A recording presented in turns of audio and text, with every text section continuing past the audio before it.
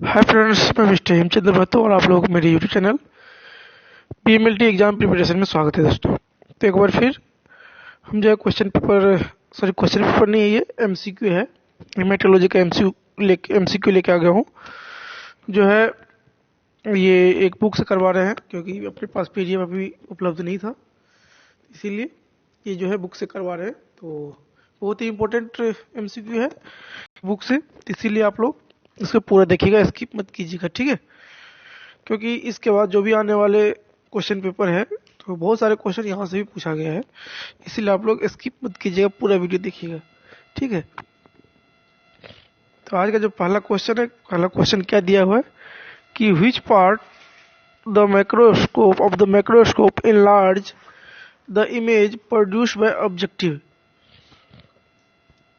बोला गया है कि माइक्रोस्कोप का कौन सा ऐसा पार्ट है जो इमेज को बड़ा करता है, किसके द्वारा? तो ऑब्जेक्टिव लेंस के द्वारा, ठीक है। जो क्या होता है, प्रोड्यूस किसके द्वारा होता है? तो ऑब्जेक्टिव लेंस के द्वारा होता है। तो इसका राइट आंसर क्या हो जाएगा? ऑप्शन नंबर ए में दिया है आई पीस, बी में दिया है कंडेंसर, 3 में दिया है मिरर और 4 में दिया है डायफ्राम। इसका राइट आंसर क्या हो जाएगा? आई पीस के द्वारा, ठीक है। नेक्स्ट क्वेश्चन क्या है? नेक्स्ट क्वेश्चन पूछा गया resolving power of the microscope is due to. Resolving power के बारे में पूछा गया है, ठीक है। Due to eye piece, nose piece, objective lens और 4 में दिया है इलेक्ट्रिक बल्ब। तो इसका राइट आंसर क्या हो जाएगा? ऑप्शन नंबर इसका हो जाएगा 3 is the right answer, objective lens, ठीक है। राइट आंसर क्या हो जाएगा? Objective lens. नेक्स्ट क्वेश्चन क्या है? Question number 3, what is the resolving power of an oil immersion lens. बोल रहा है कि ऑयल इमर्शन लेंस जो होता है उसका रिजोल्विंग पावर कितना होता है? 1.45। उसके बाद क्या पूछा गया है दूसरा में कि 1.58, और क्या है 1.70, और ऑप्शन नंबर 4 में क्या दिया है 1.8। तो क्वेश्चन नंबर 4 में क्या पूछा गया है कि refractive index of styrax use for oil immersion objective lens is about कितना होता है? तो इसका राइट आंसर क्या हो जाएगा? Option number 2 is the right answer, 1.58।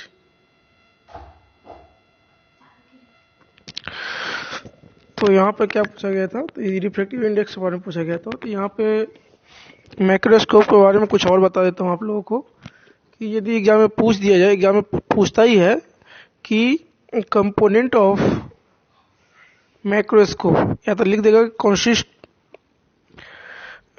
Component consist of microscope. तो उसमें क्या क्या ऑप्शन दिया रहेगा?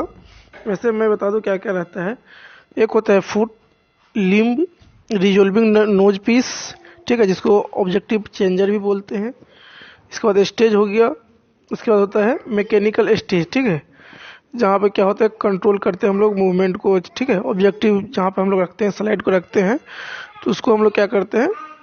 कंट्रोल करते हैं, ठीक है। ये जितने भी बताए ये सब हो गए सपोर्टिंग सिस्टम का, ठीक है, एलिमेंट में, कंपोनेंट में। ये हो गया सपोर्टिंग सिस्टम का कंपोनेंट। इसके बाद होता है आपको मैग्निफिकेशन सिस्टम का, ठीक है। मैग्निफिकेशन सिस्टम में आता है आई पीस, ऑब्जेक्टिव लेंस सब आता है, ठीक है। इसके बाद जो क्वेश्चन है क्या है? क्वेश्चन नंबर 5 में कि ए मैक्रोन इज डाइस टाइम स्मॉलर देन मिलीमीटर। तो कितना छोटा होता है? तो 1000, ठीक है, टाइम्स स्मॉल होता है किससे? मिलीमीटर से। इसके बाद क्या पूछा गया है? Refractive index of cider oil used for oil immersion objective lens is about, ठीक है। अब पूछा गया है कि रिफ्रैक्टिव इंडेक्स कितना होता है किसका? तो ऑयल इमर्शन का, ठीक है, ऑयल इमर्शन ऑब्जेक्टिव का, जहाँ पर हम लोग क्या करते हैं, सिडारवुड ऑयल जो है यूज करते हैं, ठीक है। तो उसका कितना होता है 1.46, option number A. Option number B में दिया है 1.54, ठीक है। ऑप्शन नंबर सी में 3 में क्या दिया 1.58, ऑप्शन नंबर 4 में क्या दिया 1.52, ठीक है। ये क्या है, रिफ्रैक्टिव इंडेक्स है किसका, तो ऑयल इमर्शन ऑब्जेक्टिव लेंस का, ठीक है। जहाँ पर हम लोग क्या करते हैं, सिडारवुड ऑयल यूज करते हैं, या तो इमर्शन ऑयल उसको बोलते हैं, वो यूज करते हैं, ठीक है। इसका राइट आंसर क्या हो जाएगा, option number 4 is the right answer.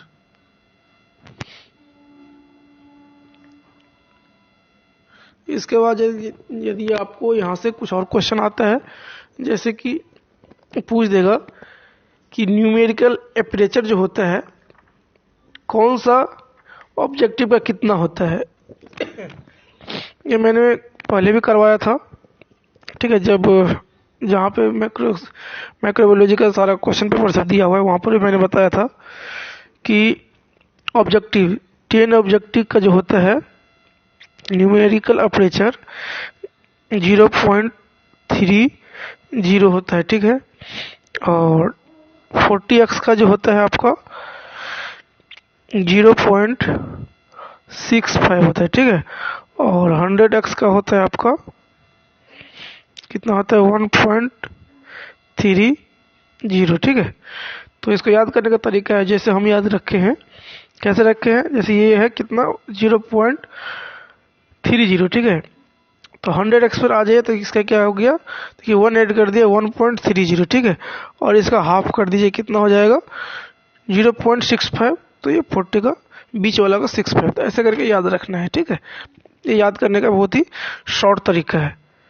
पहला क्या था 10 का 30x, उसके बाद लास्ट वाला याद रखिए 100x का कितना है 1.3x 1.3, और 40x से क्या हो जाएगा 1.3 का आधा कर दीजिए 0.65, ठीक है।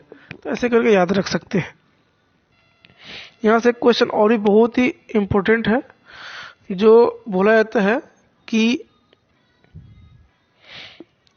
जो होता है आपका ऑब्जेक्टिव और आई पीस का जो होता है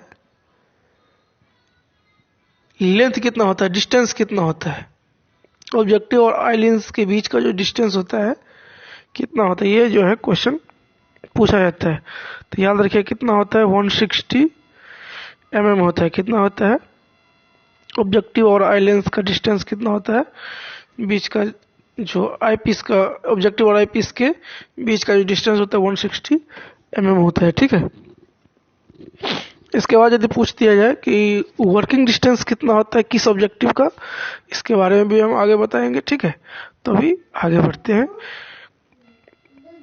नेक्स्ट क्वेश्चन क्या पूछा गया है कि which is use to measure cell size in light microscope. Sorry, इससे ऊपर भी एक क्वेश्चन है कि microscope can be clean with which solution. Microscope के बारे में मैंने डिटेल से बताया था, इसके ऊपर एक वीडियो भी बनाए हैं कि आप लोग माइक्रोस्कोप को कैसे क्लीन करेंगे, किसको, ठीक है, कौन सा सॉल्यूशन यूज करेंगे।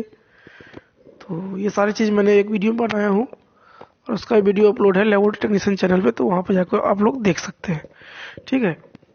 यहाँ पे क्या हो जाएगा right answer, option number A xylene, B में एसीटोन है, 3 में क्या है बोथ ए एंड बी, और ऑप्शन नंबर 4 में क्या है अल्कोहल। इसका राइट आंसर क्या हो जाएगा, option number 3 is the right answer, ठीक है, बोथ ए एंड बी।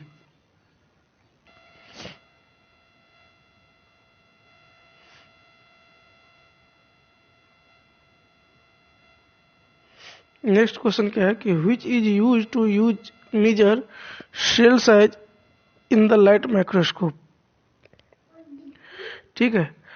तो इसका ऑप्शन नंबर ए में क्या दिया ocular micrometer, disc stage micrometer, option number 3 both A and B, option number 4 none of the option. तो इसका राइट आंसर क्या हो जाएगा, option number 3 is the right answer. ठीक है,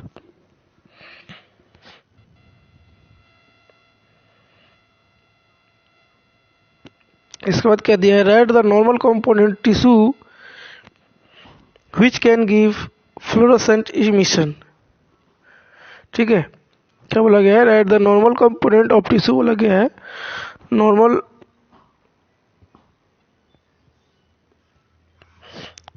कंपोनेंट जो टिश्यू का है, which can give fluorescent emission बोला गया है, जो फ्लोरोसेंट इमिशन के थ्रू